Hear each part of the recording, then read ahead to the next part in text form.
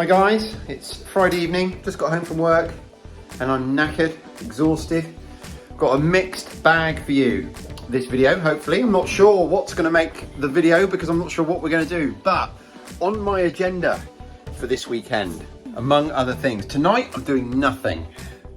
I'm really tired, so I'm just going to have a rest. My wife is currently bottling kombucha and making up a new batch.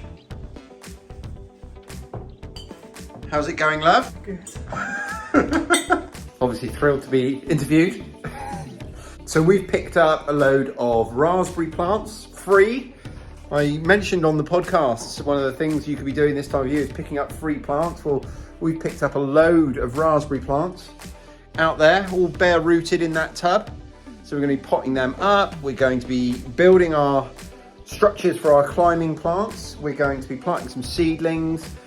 That's all going to be happening this weekend. And then depending on how I feel and what time we get, I also want to go and do some foraging, make some elderflower cordial, and also get some wild garlic and get that all drying. We're going to be doing another batch of kefir, both milk and water, and I'm going to be baking sourdough. I'm going to be doing that tomorrow morning. Our sourdough starter that we started last weekend is up and running. Look at all those bubbles in there.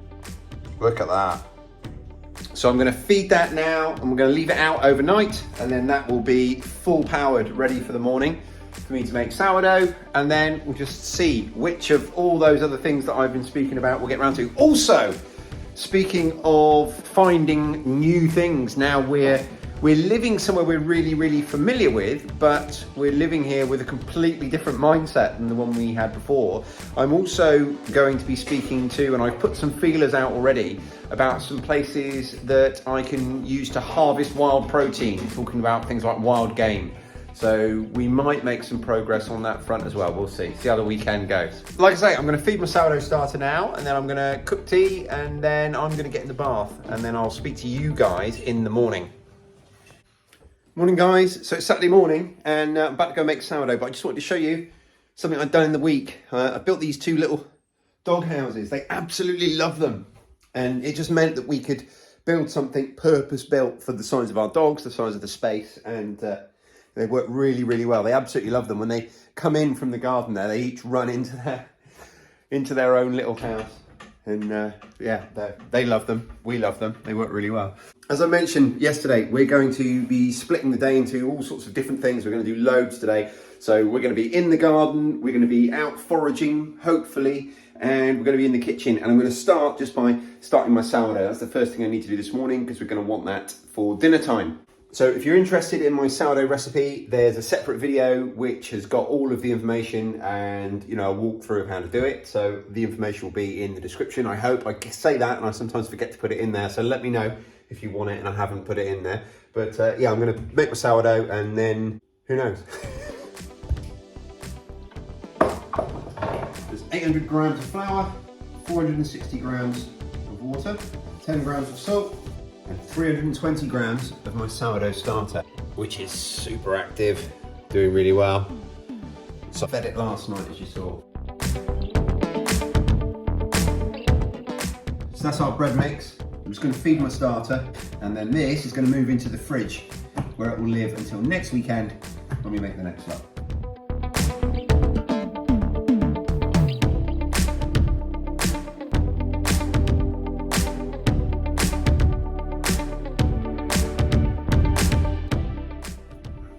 Right, leave that to proof for 3 hours. Right, I want to talk to you for a minute about chickens and our experience moving to this house.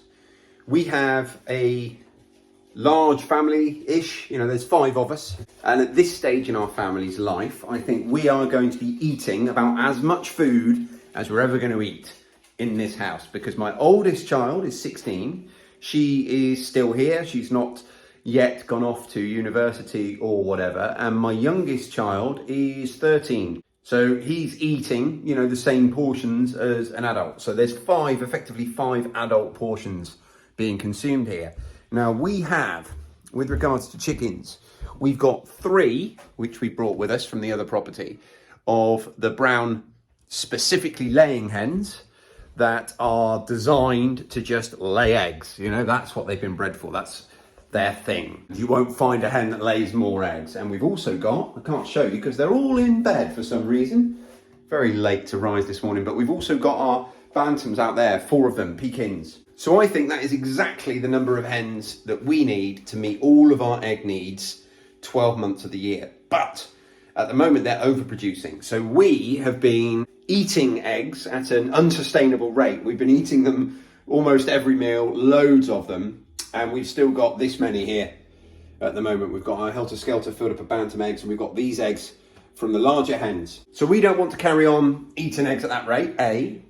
We don't want them to go to waste, but also in the winter, they're not going to be producing nearly as many, and I think that we're probably going to struggle to keep up with demand. So what we really need to do is start thinking about preserving them. Now, there's lots of ways to preserve eggs. I've spoken about many of them before. I've probably done a video on that topic. I've certainly done a podcast on it. But what I have done is I've ordered some lime so that I can preserve some in their whole, in the shell form, because it's not something I've done before, but it's definitely something that we're going to want to do here. When we had all the space in the world, we had over 100 birds, and we used to obviously have enough eggs all year round, and we would just sell the surplus. And, you know, that's not something that we are going to be able to do here on this property. So I've ordered some lime, and I'm going to be preserving some in a lime water, which is really, as far as I can tell, it's the only real way of preserving, or one of the few ways, and they're all on a theme, of preserving eggs in their whole uncooked form for use basically as a like for like in any meal. So we're definitely going to be doing that. I've ordered that, and that should be here this week. So expect that to come in the future. I'll probably do a separate video all about that, I think, when the time comes. Happy fella? So, outside. And we can definitely see the difference that this net that we put up last weekend is making. If you look at all these brassicas down here and how healthy they look and how happy they look. And our goal was that this would be our brassica cage. So we don't need to be growing brassicas anywhere but in there. But when we bought them, our seedlings, we had too many that fit. So we put the rest in out here. And so, you know, there's the brassica cage. We're talking about the same environment. Everything's the same, but look at the difference. These have all been attacked already. And I'm actually okay with that because I could use this space for other stuff. So we've got plenty up there in that cage for now, but I'm just really happy that that cage worked. Now we do have a real problem though, because down here we have our row of beetroot, or should I say what's left of our row of beetroot, because I think, well, I don't know, but I think it might be cutworms, because I'm finding lots of the leaves just sort of cut off on the floor, and they seem to be working their way through this bed. I haven't found any yet. They only come out at night, apparently. It's not a pest I'm familiar with, but we've lost 80% of this beetroot crop already. So I'm not entirely sure what the solution for that is. Obviously, there's loads of season left yet for beetroot. We can still sow more. That's not going to be a problem. That's one of the things that we're going to do today. But the first thing, the very first thing I'm doing outside is I'm going to just trim some of our tomato plants because they're doing really, really well. In fact, everything in here is doing phenomenally well. But these guys here, in fact, look, all 4, we've got 4, what are these? We've got 4 of these Moneymaker variety tomatoes through here, and all 4 of them have got flowers on already. I'm really, really thrilled with that. But as you can see, they're getting quite bushy. So we're going to do just a little bit of trimming. We're going to do a bit of pinching out this morning. That's where I'm going to start out here, I think. So like I say, these are Moneymaker tomatoes. And on the other side of the polytunnel, we have Gardener's Delight, and they're both indeterminate varieties. There's no limit to the number of stems or to the height that they will grow to. So we're just going to pinch out some of these.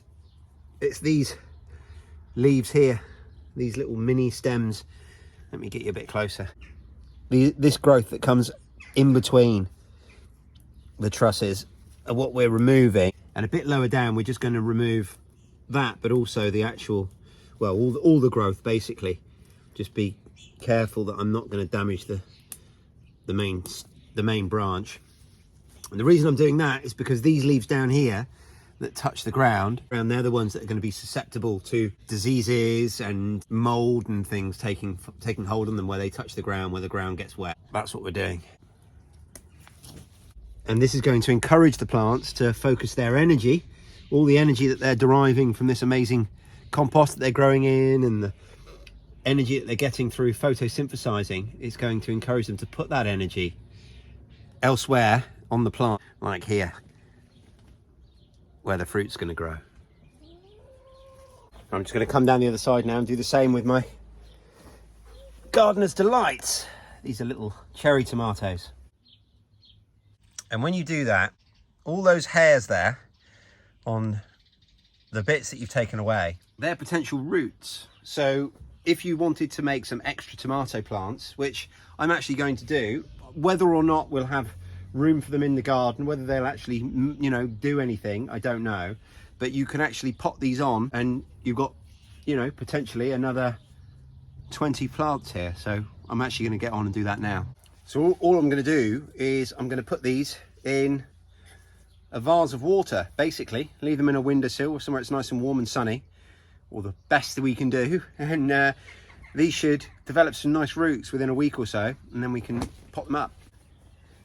And just realised how stupid I was being, worrying about finding a bright windowsill when I'm here in the polytunnel. So I'm just going to leave them in here, and I'm just going to take off the leaves that be under the water. And you might find it hard to believe if you live in the UK or other temperate parts of the world, but these are actually tomatoes. They're actually a perennial if you've got the weather for it. And there we go. There's another, well, let me count them. 1, 2, 3, 4, 5, 6, 7, 8, 9, I think. Another 9 tomato plants. And all these leaves and bits that I'm not using, I'm just burying in the compost in the middle, and they'll rot down just there, because we haven't got our composting systems up and running yet. And I've got my fingers crossed it's going to be a great growing season, because we've had a fantastic spring. The last frost was quite early, and we've just had, apart from we had one really dry spell, but that's gone now, and we've had loads of showers, like the perfect amount of rain. So it's just been great.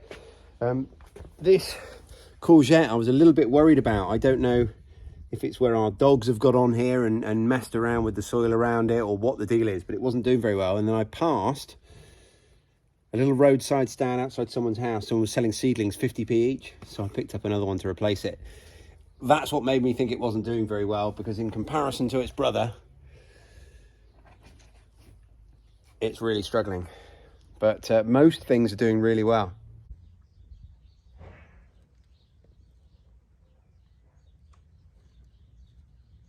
Something else that's not done very well is, I think, that we've managed to kill our sage. So I need to replace that. If you haven't seen them yet, we've got our walking onions here, because their permanent home is currently probably underneath that hedging. So there's so much we've still got to do here, but I feel like we're off and running. Things are growing. You know, the strawberries are flowering, and look at our blueberry bush.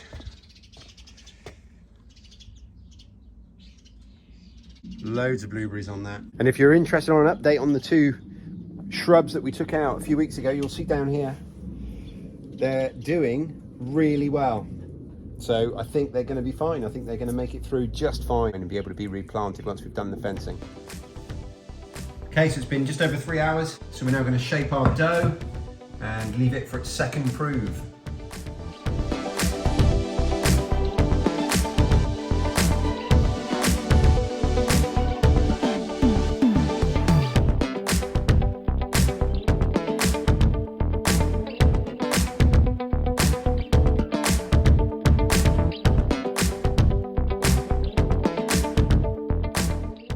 Done. We're back in another 3 hours to put them in the oven.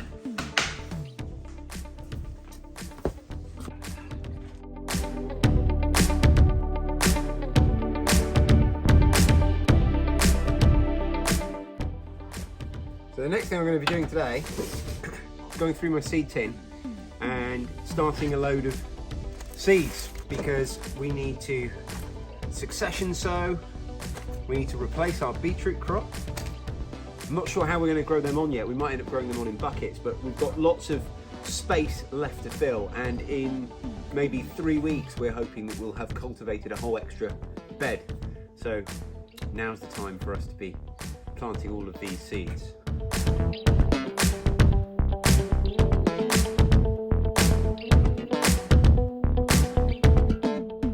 That's it. So I've planted a few herbs as well. We've got dill, parsley and coriander, and then I've just planted a load of stuff to help us really accelerate our growing in the early part of the summer. So we've got some perpetual spinach and some radishes. Also I've planted some nasturtiums, which are a great companion plant, but they're also great in salads. All these 4 here are all beetroot, so again, not sure where we're going to grow them on yet, but for now at least they're started. And then we've got dwarf peas, which is succession cropping to go in after the peas that we've already got in.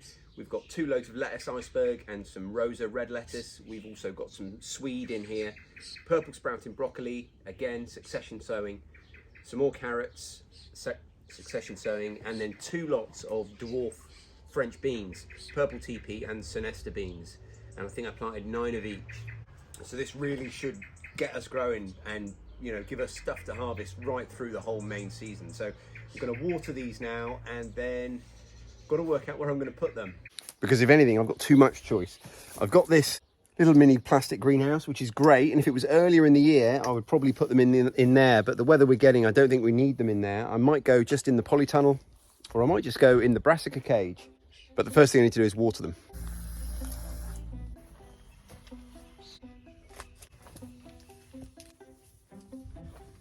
As you can see, I opted for the polytunnel in the end. 2 reasons. All of the options that I had gave me the ability to protect them from pests, but that was the first thing, is this is going to stop things like pigeons picking up my peas. And the second thing is we're already in here watering, so it's just going to make that watering regime that little bit easier if these are in the same spot. And it's got warm. So I'm going to shut the door to keep the dogs out, but open up a couple of the side windows. So I've come out to do some foraging, and we're fairly close to where I live now. I don't know, 20-minute walk or something like that. And obviously we're not growing enough vegetables yet to be harvesting. We're not going to be harvesting for weeks and weeks. So being able to use the wild harvest is one of the ways we can help to plug that gap. And right here behind me, this whole side of the road is just filled with common hogweed. And this is one of the best wild edibles there is. I've done a video all about this vegetable, and I'll link to that one in the description as well, with an identification guide and everything else. This is common hogweed down here. This is also common hogweed over here. So these are the flowers, but what you really want, the best part of the plant, or one of the 2 best parts of the plant to use as a vegetable, is those flower heads before they've opened up. So when they're in this stage, and you can basically cook them and use them just like you would broccoli. They're a bit more delicate. They don't want cooking for as long, but they're every bit as delicious, and they don't taste like broccoli. They've got their own flavor, but they're just a fantastic wild vegetable. So we are 100% going to be harvesting a load of this for tomorrow's dinner, because tomorrow I'm cooking a roast dinner with all the trimmings. So that'll really help. Obviously we've got loads of beans and things in the freezer that we've already got, but we don't have anything fresh yet.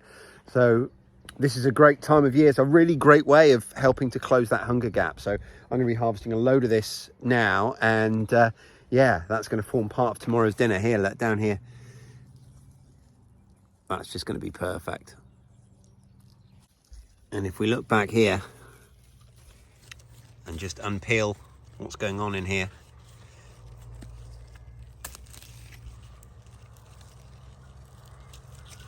look at that.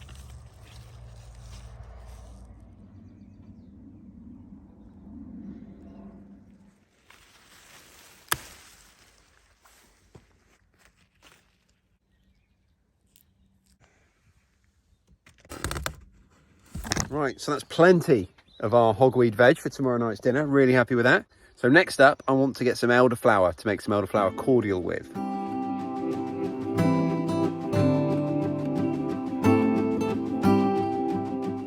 So I've just got home in time to get back to my sourdough. I've got my foraged hogweed there. I've also got a bag of elderflower, which I'm going to make cordial with. I'll probably do that one evening.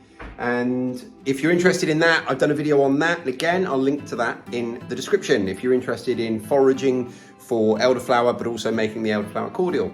But I think that is going to wrap this video up. I'm going to get my bread in the oven, and then I'm going to cook tonight's tea. And yeah, I don't know, we haven't quite managed to tick off everything on our list today, have we? I haven't got the poles to make the supports for my climbers with, so that's staying on the to-do list. But I think we've done a little bit today, done a fair amount. So the rest of my day looks like cooking and a bit of fermenting, play around with my kefirs again, and that'll be it. So thanks ever so much for watching, guys. I really appreciate it. As always, please make sure before you go, you quickly press that like button, leave me a comment down below. And if you're not already, make sure that you subscribe to my channel. Thanks for watching, and I'll speak to you really soon. Cheers.